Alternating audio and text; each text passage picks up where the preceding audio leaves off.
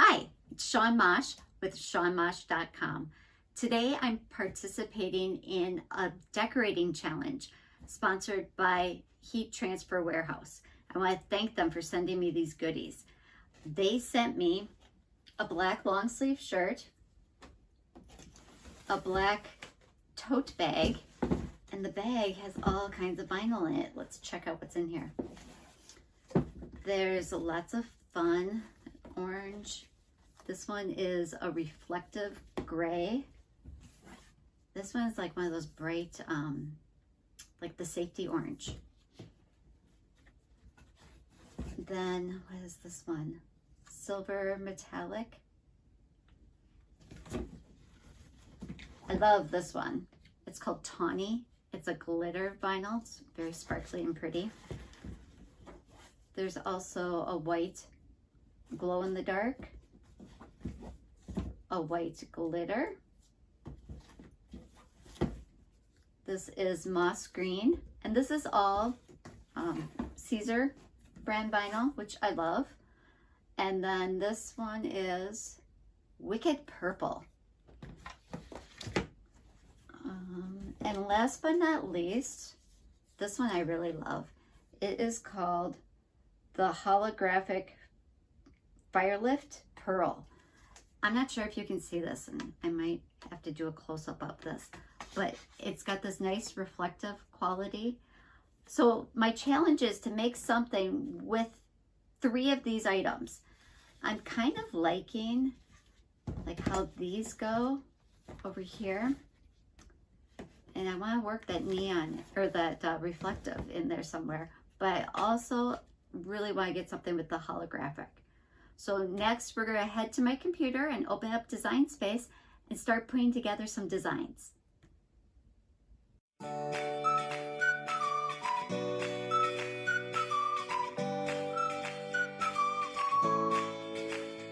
Now I want to show you the process that I take for designing my projects. So what's kind of inspiring this one is the Siser Holographic Firelite Pearl. I thought it looked like flames. So I thought, why not do a kind of trick-or-treat witch's cauldron kind of thing with flames under it. So I'm going to look up the word cauldron in Cricut Design Space. And here's all the different cauldron related images. I really like the saying on this one that says there's mischief brewing, but this cauldron does not have flames. So I'm going to search a little further and see if I can find one that has flames. I did select this image because I'm going to use the bubbles around it and the saying. You can tell I've selected it because the little green selection window or outline is clicked. Okay, so let's find something with flames to really show off that holographic like this. See, look at those flames. It's got a similar bubble thing. So now I have both of those images selected. I'm going to add those to my working canvas. This is how I design. I find elements I like, and they could be from 2 different projects, and then I bring them together to kind of make it my own. So what I'm going to want to do is get rid of this cauldron, and then I'm going to move this cauldron in here to kind of combine the 2 images. So first off, I'm going to ungroup the images. I can tell right now that they're grouped because when I click on them, group is turned off, but ungroup is turned on. So let's start with playing with this one. Let's ungroup it. So now all of these pieces are separate, which is what I want because I want to get rid of some. Like all of the shadow outlining stuff around it, I don't need any of that. Especially since I'm going to bring a cauldron in here that's a different shape. So I'm going to find all those pieces in the preview right here. See how the preview shows that outline? If you're not sure if it's the outline or not, you can turn it on and off like this. And I could just go and turn them off because the Cricut's only going to cut what it can see. And if they're off, they're not going to cut. If you want to click on these and delete them permanently, that's fine too, because it helps remove the data of those pieces and parts from your design. Okay, so I also don't want this cauldron, so let's turn those off. Okay, I do not want this brew bubbling stuff because I'm going to use this brew bubbling stuff. So that would be these images. And when you click on them, you can see it kind of highlights the area in design space over here. So you can make sure that you're clicking on the right thing. Perfect. All right, I also don't want these bubbles up here because I put these bubbles over there, I'm going to have too many bubbles. And I don't want double bubbles. So now let's start clicking on some of those bubbles and find those. There we go. So let's turn those off. And the nice thing about just turning things on and off is if you turn off the wrong thing, like this, I'm clicking over here, but actually I do want, no, I want this one off because it's the little inside piece. If you click on the wrong thing, turn it off, you just turn it back on versus undoing your delete. So where this all has these two circles, this would be super cute if you had the exact same color in a matte vinyl and a glitter, because then you could just do a little glitter accent. I don't have that, so I'm going to totally delete those little accenty pieces because there's no reason to cut out twice as many pieces of my vinyl and just layer them over each other for the sole purpose of just layering. Okay, so let's see what else we can get rid of.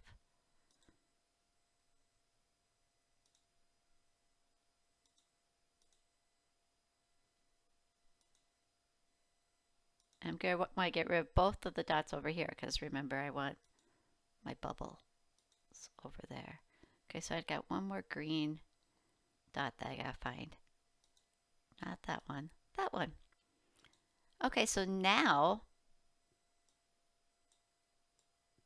this one can kind of slide in here.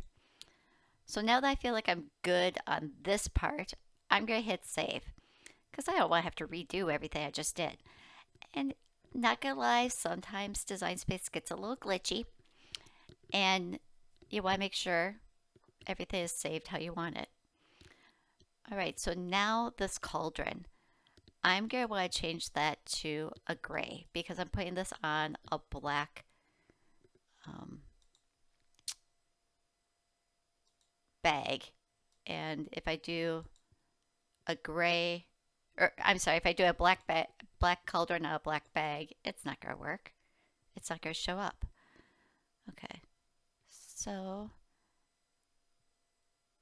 now what's next? I need the flames. Okay, let's find the flames.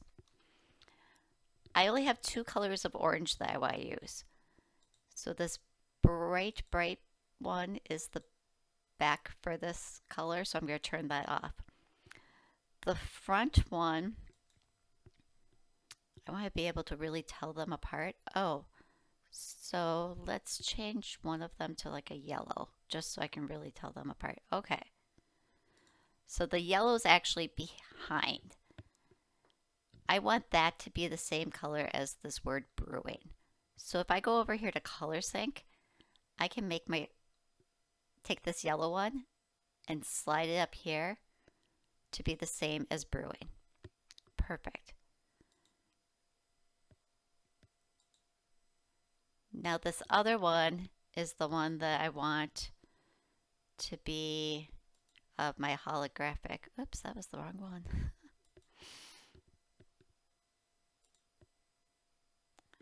This one is the one I want to be out of my holographic. So I'm just going to change that to a different shade. I know it's a lot lighter than my actual color I'm using, but I need something so it stands out.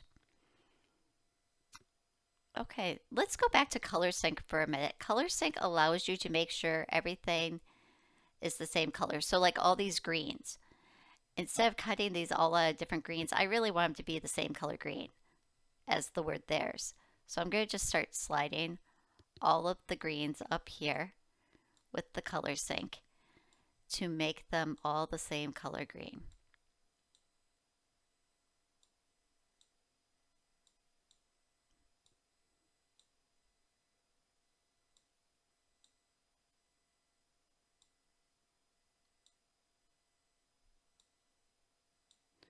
This for me is an easy way to change your colors rather than clicking on the item and actually going under the color changer because you might pick the wrong shade. So now I can see I have one color purple that I'm cutting things, one color green, one color of orange. This is my gray. This whites, the whites are actually going to be out of my holographic, not my holographic, my glow in the dark. And then this flame is going to be the holographic. All right, the next thing I want to show you is when I click on this cauldron, right here, originally these were two different colored greens. Do you see where that cut line is between the goop in here and the goop dripping out? And I can click on that and see that this whole image is grouped because the group is shaded out. So I'm going to ungroup that because what I want to do is I'm going to weld the two greens together so that it cuts as one piece because I don't really need it to cut as two separate pieces. So here's the one, you can see the preview, it almost looks like clouds. I'm going to hold down my shift key and hit the one that's dripping over the edge and weld them together. Weld is going to remove that cut between the two. Okay, so now it kind of looks like my white little spots disappeared, but they're still here. I can find them in the preview and go arrange and send it to the front and see they're still there. So now that I have this all kind of how I want it, now I'm going to select all these things and group them together again. So I can scooch this whole thing closer to the lettering. So group allows your different colored layers to work together as one group. All right. So now the next thing I want to do is select this whole big thing and I'm going to group that together because I want to resize the whole image to be 11.5. There we go. And I wanted to make sure it all stayed proportional together. All right, let's save this just to make sure we don't lose any of these changes. I'm going to show you another trick, but first I want to show you if I just hit make it right now, when it goes to the preview screen, it's going to show you which matte to load first is the white, which I'm going to do out of a glow in the dark. Now you can see the Cricut automatically moved some of my little dots up here. But they're supposed to be, it's supposed to be more like this is the ones in the pot and then these are floating up above. It does that because it's trying to save me space on the number of things I'm cutting. Okay, so how do you work around that? There's actually a trick. I use something called attach. If I first go and ungroup everything, because you cannot attach when things are grouped. So first I'm going to go through and just ungroup things. Now I'm going to find all the white things, like these are the white bubbles. I'm going to now hold my shift key and find all of the other white elements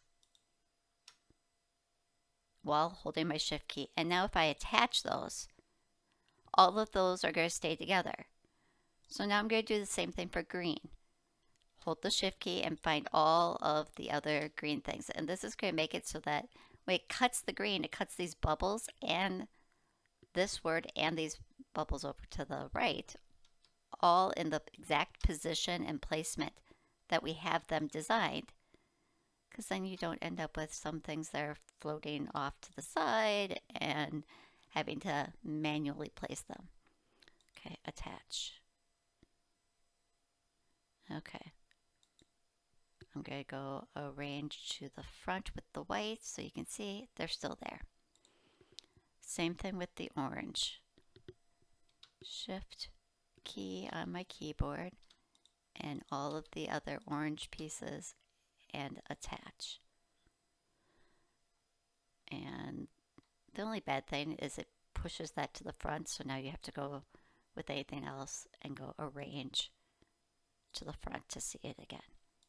Okay, so let's hit save again. I would rather save often than lose my work. It's just how I am. Okay, so now when I hit make it, you can see those bubbles are exactly where I want them. Or if I go down here, you can see this is going to cut right where they're placed. Yeah, I'm going to kind of have some wasted space up here, but after I cut this, I can trim this excess out so that I can use this for another project. The thing that's really great for, ooh, look at this. Because I went and looked at my preview, I can see theirs did not catch in the attach. So let's cancel this. And that's fine because we can now go back and attach it. So let's find my greens. There's most of them. Hold my shift key. Oh, there's the word. And now attach that in. And if you want to double check it, hit make it.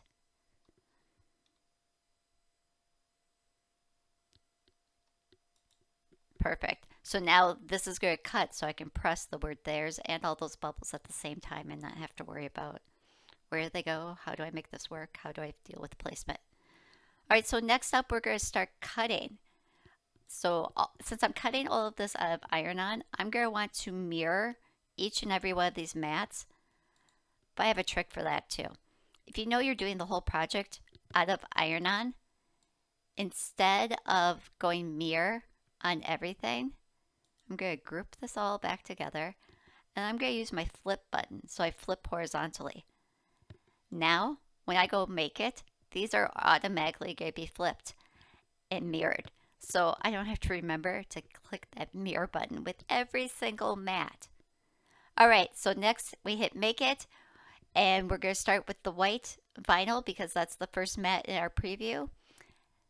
And then after that, we'll do some weeding and pressing. I switched to my iPad just so I could have the screen here so you could see what's going on. After I hit make it, because I already had everything flipped, I don't have to hit the mirror button. So it's showing me the first thing it's going to cut is the white. So I have a piece of the white glow in the dark that I'm using. And because it's HTV, we have the shiny side, which is our carrier sheet. And that's going to go down on the mat. And then I'm going to verify that I have it on iron-on, which I do. And then we'll cut.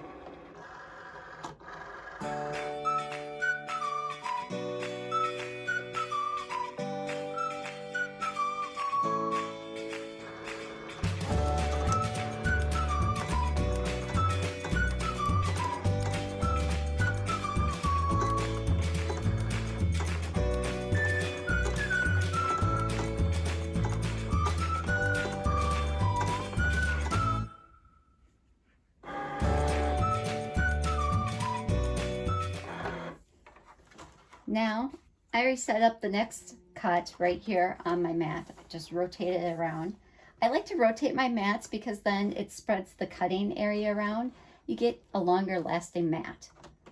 So now I can just load this in and we can cut this next piece.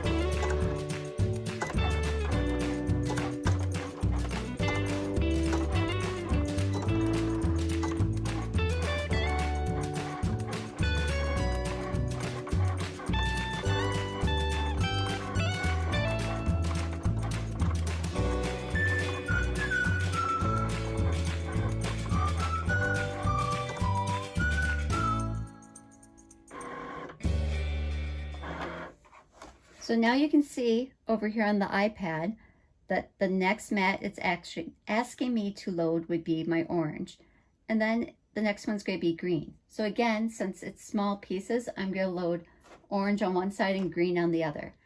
I'm going to continue cutting off camera, and then we'll come back when it's time to weed these pieces. Now that all the different colors are cut, I've started doing some of the weeding. Weeding is where you remove the negative space that's not a part of your design. You can see with this one, I've already weeded out all this excess vinyl. And to weed, I use my little weeding tool. You just kind of poke it in here and peel back a section. And sometimes you can use a weeding pen. It's got a little pin on the point. And that's really nice for small areas. And this right here isn't technically a small area, but I just wanted to show you how this pin can just grab things and peel them out.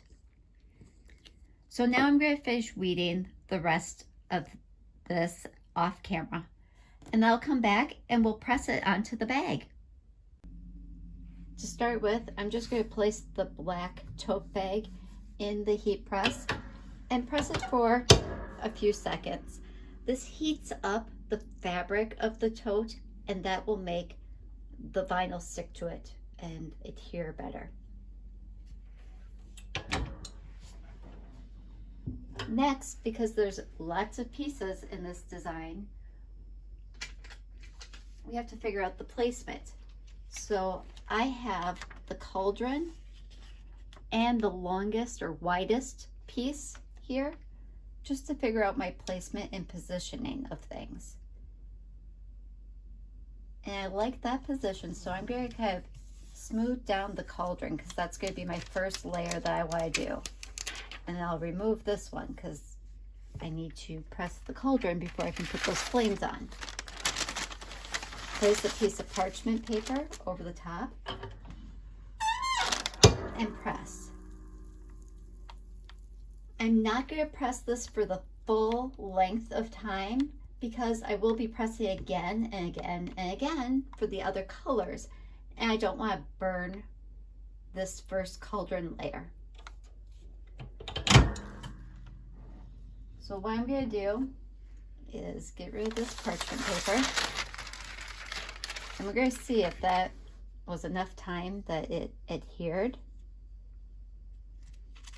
It doesn't look like it did, so I might have to hit it again. Oh, wait. Okay, it's coming off the backing. It's not fully adhered, but that's okay because we're going to hit it again. Okay, so I'm happy with that.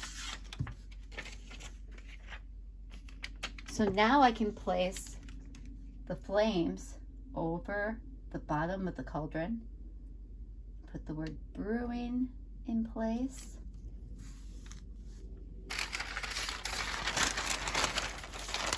Parchment paper over the top. And again with another short press.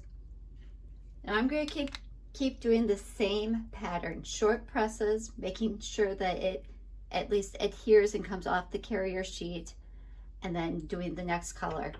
We'll do all that off camera and come back and show you the end results. As you can see, I have the project almost done. I just need to add the holographic flame vinyl. I am doing that one last because I wanted the holographic on top, but also I wanted to make sure that the holographic didn't undergo too many presses and get subjected to too much heat and burning. So I'm placing that in position, and now I will grab my parchment paper, and now I will press it for the full time.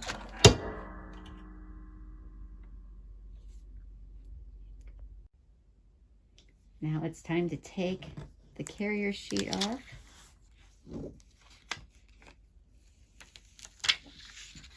And I'm going to just tilt this up to see if you can get some of that reflection. Oh yeah, you do see that on camera. That's nice. All right, and that's the finished project. I hope you like this tutorial, and that it gave you some ideas of how you might use holographic vinyl.